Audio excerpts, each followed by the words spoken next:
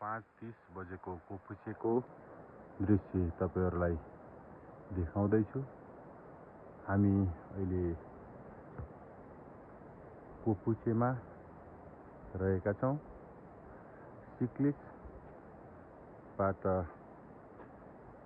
7-8 घण्टाको पैदल यात्रापछि हामी कोपुचे स्थल पुगेका थियौं।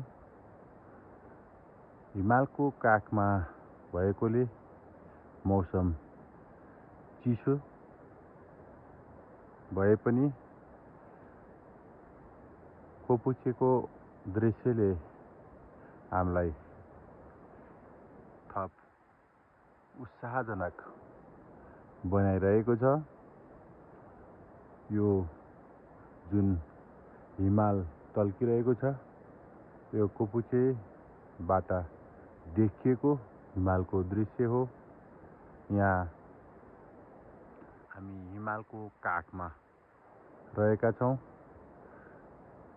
कोपुचेको यात्रा पोखराबाट काङखोला हुँदै सिक्लिसबाट 8 घण्टाको पैदल यात्रापछि कोपुचे पुग्न सकिन्छ। यहाँ बस्न खानाको व्यवस्था राम्रो रहेको छ। कोपुचेको काखमा रहेको यो ठाउँ आफैमा सुन्दर छ। हस्, धन्यवाद।